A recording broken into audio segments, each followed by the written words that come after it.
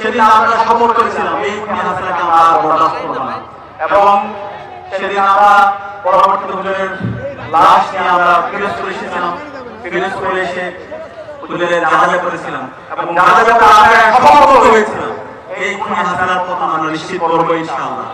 আল্লাহ তাআলা আল্লামা দেলোয়ার হোসেন সাঈদী হুজুরের যে দোয়া, সেই দোয়া কবুল করেছেন। আজকে যে জুলাই বিপ্লব হয়েছে, সেই জুলাই বিপ্লবের যে আকাঙ্ক্ষা, যে স্পিরিট, সেটা আল্লামা দেলোয়ার হোসেন সাঈদী হুজুর তৈরি করে দিয়ে গেছেন। আজকে যে তরুণ প্রজন্ম যে চিন্তা করে, তাদের যে চিন্তা আধিপত্যবাদের বিরুদ্ধে, আগ্রাসনের বিরুদ্ধে তাদের যে লড়াই, দুর্নীতির বিরুদ্ধে তাদের যে লড়াই, ইনসাফের পক্ষে যে লড়াই, সেই লড়াইয়ের বীজ আল্লামা দেলোয়ার হোসেন সাঈদী হুজুর আমাদেরকে তৈরি করে দিয়ে গেছেন। সেখানে এই প্রজন্ম, তরুণ প্রজন্ম আজীবন আল্লামা দেলোয়ার হোসেন সাঈদী হুজুরের যে স্মৃতি, আল্লামা দেলোয়ার হোসেন সাঈদী হুজুরের যে অবদান, এই অঞ্চলের মানুষের জন্য দীর্ঘদিনের যে লড়াই, সেই লড়াইয়ের কথা সারা জীবন শ্রদ্ধার সাথে স্মরণ রাখবে। আমি ফিরোজপুরের যারা এখানে মুখ্যমন্ত্রী ছাত্র জনতা আছে, আমি তাদের অনুরোধ করবো, আপনারা সারা দেশের মানুষের বলার মধ্যে আছেন, আপনাদের এই অঞ্চলে আল্লামা দেলোয়ার হোসেন সাঈদী হুজুরের মতো একজন বিশ্ববরেণ্য আলেম দ্বীন, এই অঞ্চলের যিনি সবসময় সত্যের পক্ষে কথা বলেছেন, সেই মানুষকে জন্ম নিয়েছেন। সে কারণে এই মানুষের যারা, ওনার যারা সন্তান আছে, তাদের জন্য আপনাদের দোয়া করা দরকার। আপনারা কি পারবেন ইনশাআল্লাহ?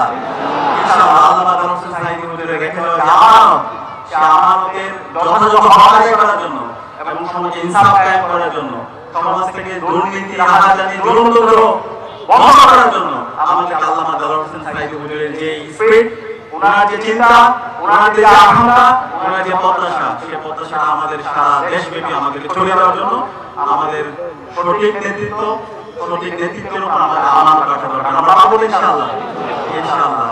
একই সাথে আমরা এমন সমাজের স্বপ্ন দেখি, যে সমাজের মধ্যে কোনো ধরনের জুলুমতন্ত্র থাকবে না, যে সমাজের মধ্যে কোনো ধরনের রাহাজানি থাকবে না, যে সমাজের মধ্যে কোনো সন্ত্রাস থাকবে না, যে সমাজ হেরার আলো উদ্ভাসিত হবে।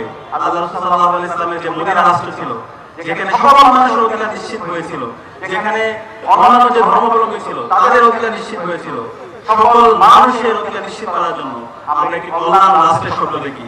সেই কল্যাণ রাষ্ট্র প্রতিষ্ঠা করার জন্য আমাদের জুলাইয়ের শহীদরা জীবন দিয়েছে। আমরা আশা রাখছি আমরা সবাই মিলে সেই সুখী সমৃদ্ধ বাংলাদেশ এবং একটি কল্যাণ রাষ্ট্র আমরা প্রতিষ্ঠা করতে পারবো ইনশাআল্লাহ। একই সাথে এখানকার যারা ছাত্ররা আছে, আমাদের প্রধান কাজ হচ্ছে পড়াশোনা করা। আজকে বাংলাদেশে জুলাই বিপ্লব পরবর্তী আমাদের ঐতিহাসিক সুযোগ এসেছে।